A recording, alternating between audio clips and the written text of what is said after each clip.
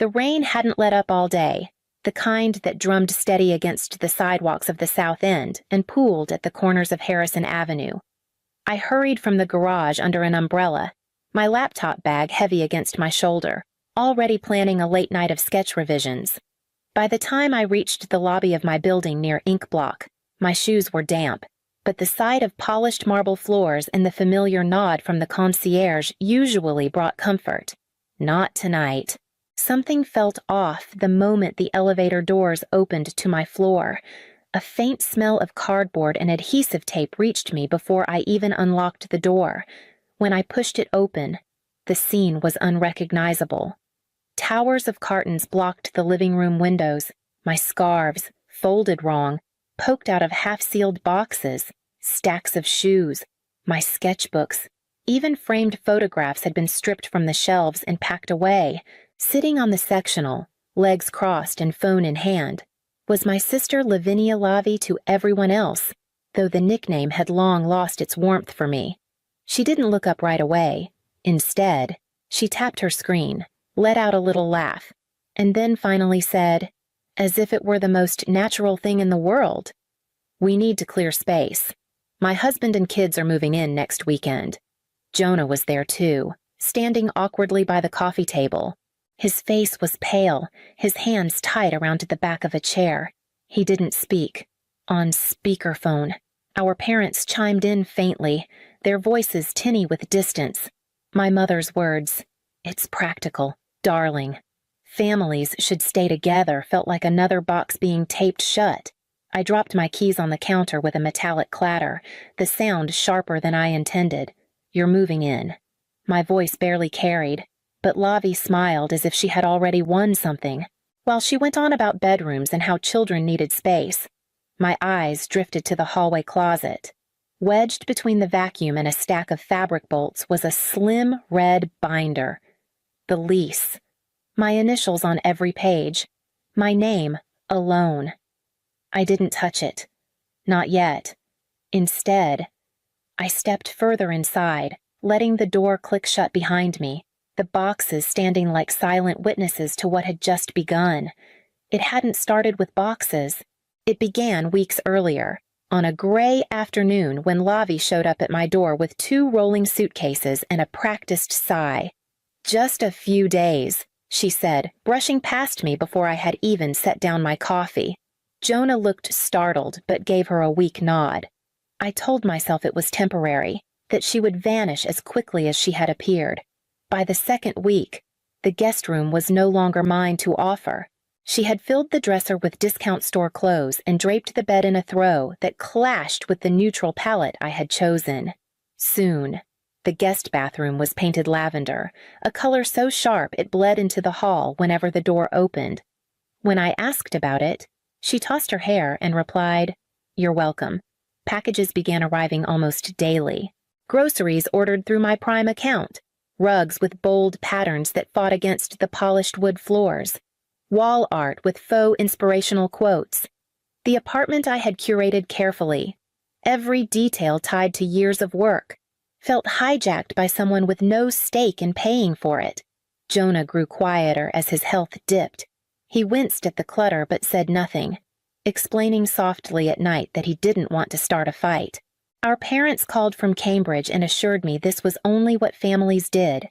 "Sisters helping each other," my mother said, as if the phrase were a bomb. I held my tongue. On a Sunday morning, when Lavie was still asleep and Jonah was resting, I slipped into my office and made photocopies of the lease and the building regulations. I slid the duplicates into a slim folder and tucked it into my work bag. If lines were being crossed, I wanted proof of where they had been drawn. By the time Lavie began hinting about bigger changes, I already knew what I would need to show. The morning I walked into my office and found the drafting table shoved against the wall, I knew the invasion had moved from inconvenience to theft. Lavie stood in the center of the room, waving her hands like a realtor conducting a tour. "This would make a perfect study and playroom," she announced. "The kids will need a space, and Dad's been talking about a quiet corner for his reading." My sketches, half-finished swatches pinned carefully to corkboards, had been stacked in a corner like junk mail. Jonah stepped forward, voice low but firmer than I'd heard in weeks. Don't touch her samples. Lavi. That's her work. She turned, all saccharine smile, and placed a hand on his shoulder as if soothing a child. Relax, little brother. She can move them somewhere else. Creativity needs change. He faltered, and whatever resistance he had managed to gather slipped away. Later that evening, our parents called. My mother's tone carried the same rehearsed patience she used when I was a teenager refusing to lend Lavi a dress. Be generous, Tamsin. Your sister is building stability. You have so much space. Sharing is what family does. I pressed the phone tighter to my ear, staring across the apartment that suddenly felt like it belonged to someone else. My parents' words carried weight, but not authority. Not here. After the call ended, I sat at my desk, returning each displaced sketch to its place. I opened the red binder again, tracing the clauses with my fingertip. Sole leaseholder Tamsin Hale. Tenancy at will terminable with 30 days notice by tenant. Non-transfer clause, no subletting, no assignment without landlord consent. Those weren't just lines on a page. They were boundaries no one else seemed willing to recognize. If my family refused to respect limits spoken aloud, I would have to enforce the ones written in black and white. The next morning, when Lavi casually mentioned that the master bedroom would obviously be better suited for our parents than for me, I didn't argue. I only looked at her, then at Jonah, and carried the binder into the kitchen where the morning light caught its red spine like a warning. I came home early that Thursday, rain streaking the glass panes, only to find more boxes crowding the living room. My closet was half empty, scarves folded badly, shoes pared into crates. Lavi lounged on the sectional, sipping Chardonnay with the satisfaction of someone already settled. When she finally looked at me, she tilted her head, her tone casual but sharpened at the edges. Don't be so dramatic, Tamsin. This isn't really your home. It's a rental. Jonah shifted uneasily near the window. His hands trembled, and his gaze fell to the floor. The silence from him was almost worse than her words. I didn't raise my voice. I didn't argue. Instead, I crossed to the hall closet, pulled out the slim red binder, and carried it into the room. Setting it on the coffee table, I flipped it open so the black ink of my name faced up. My initials marked every page. If you want it, I said evenly, take it. Just keep paying rent $5,300 every month. The color drained from Jonah's face, and for the first time, Lavi's smirk wavered. Our parents' voices, faint through the phone speaker, went quiet. I closed the binder with a soft snap, slid it back under my arm, and reached for my keys. No shouting, no fight, only the decision that mattered. I walked to the door, feeling the weight of their stunned silence behind me. By dusk, I was standing on the porch of my parents' house in Cambridge. The city lights glowed beyond the Charles, the rain easing into mist. Eleanor opened the door before I even knocked. She looked at me, saw the exhaustion in my eyes, and said nothing more than, "Your old room is ready." She placed a mug of tea in my hands, steam rising, warmth cutting through the chill. I sipped slowly, the binder resting at my side, the taste of control settling with the heat. I wasn't finished. Not yet. Tomorrow. The real plan would begin. The next morning, I woke before sunrise, the red binder still on the nightstand beside the teacup my mother had left. The storm had cleared overnight, and the pale light over the Charles felt sharper, as if the city itself had been scrubbed clean. I dressed quickly, slid the lease into my bag, and drove back across the river to the south end. Mr. Borales, the building manager, was already in his office, sorting envelopes. He looked up, surprised to see me so early. I set the binder on his desk, opened to the termination clause, and handed him a typed letter. "This is my 30-day notice." I said, "No transfer, no subletting. The unit is to be vacated completely." He adjusted his glasses and read through the pages carefully. "You're certain?" "Yes," I said, steady. and I'd like confirmation in writing. He nodded, signed the bottom of my copy, and stamped the date. The sound of the stamp hitting paper felt like a lock turning. By midday, my phone buzzed with alerts. Lavi had posted photographs from the balcony, the skyline behind her, wine glass in hand, our parents grinning on either side. The caption read, "Our new chapter in Boston." She tagged it with a string of hearts. Within the hour, a friend who still lived in the building forwarded screenshots. "Thought you should see what's being said." The message read. Comments from neighbors followed. "So they took over already. Isn't the lease under Tamsin's name?" Gossip traveled faster than the elevator. That evening, Jonah texted, asking to meet. I agreed, but only on neutral ground. We chose a cafe near Back Bay Station, the kind of place where trains rumbled beneath the floorboards. He arrived late, thinner than before, his eyes shadowed. I froze. He admitted, his hands wrapped tight around the paper cup. "I should have stopped her, but she's so loud, and Mom listens to her. I didn't know what to do. I watched him, the same man who once filled our apartment with the scent of croissants and sugar, now looking like a stranger who had misplaced his voice." "You had choices," I said quietly. "You just didn't take them." He flinched, then nodded.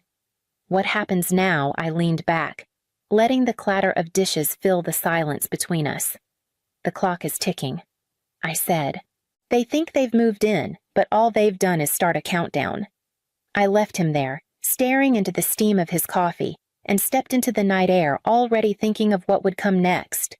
The following weekend, word reached me through a neighbor that Lavi had staged a brunch in the apartment.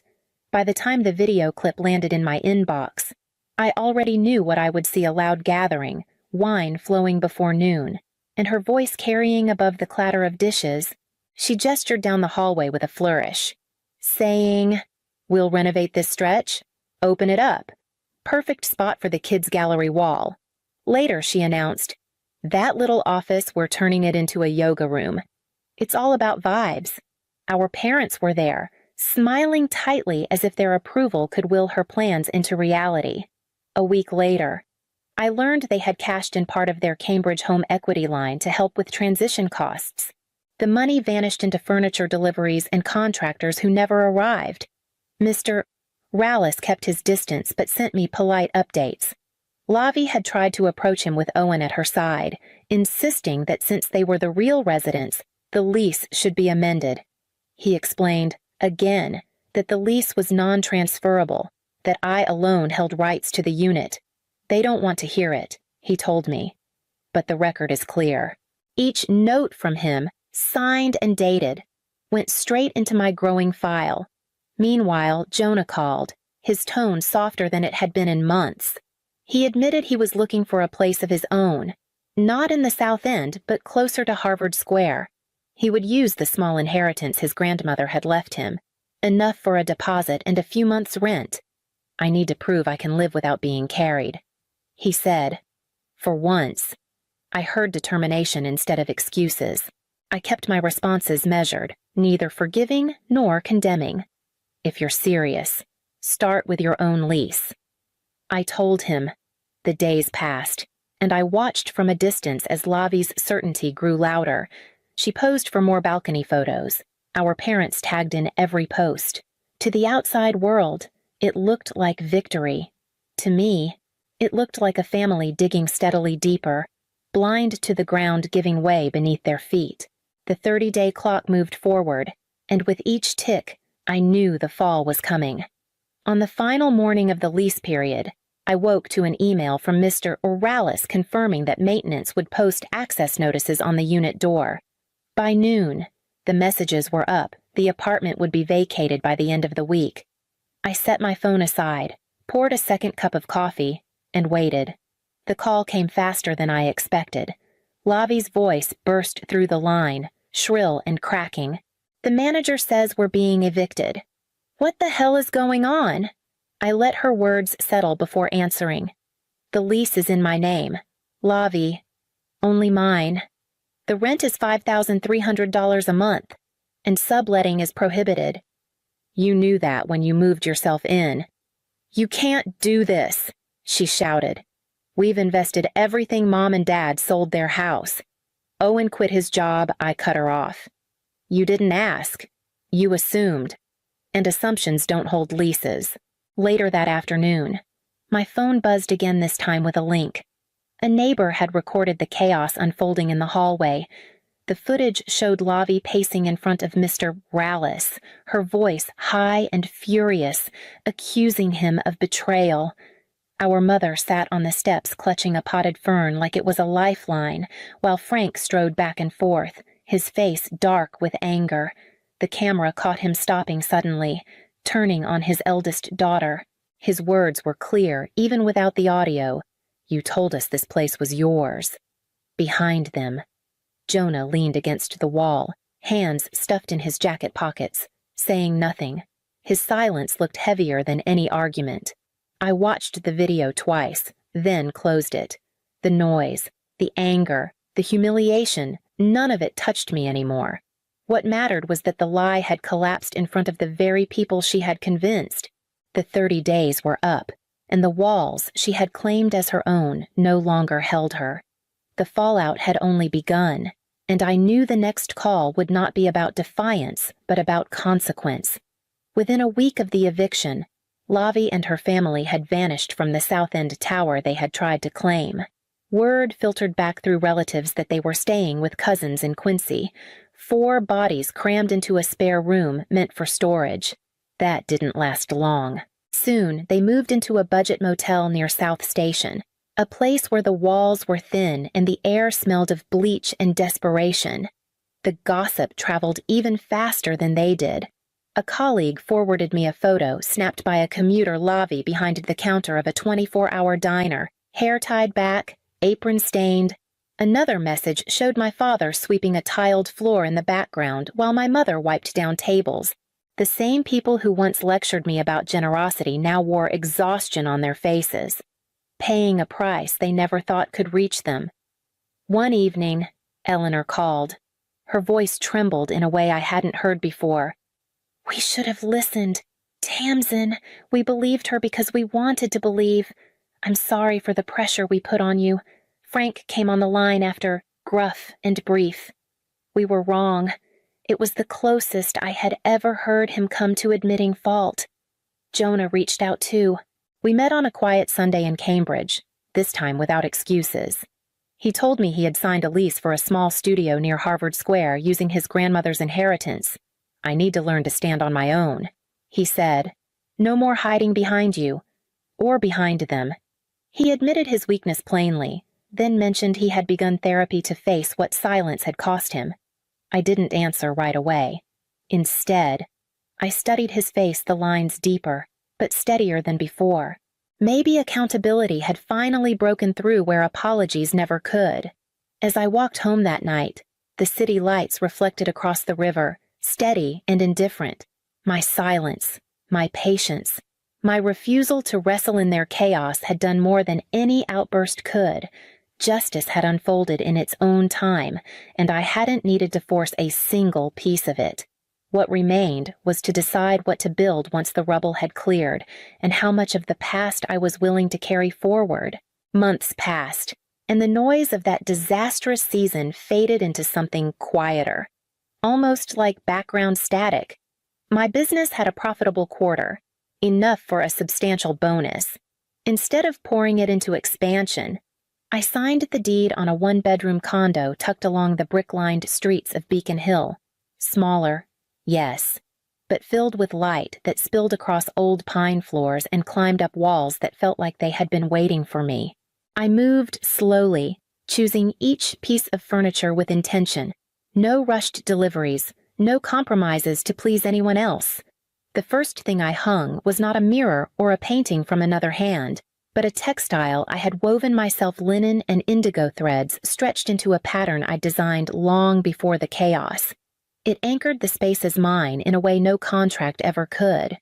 Jonah and I began attending separate therapy sessions, then, eventually, overlapping ones. We didn't call it reconciliation, we called it reconstruction, brick by emotional brick.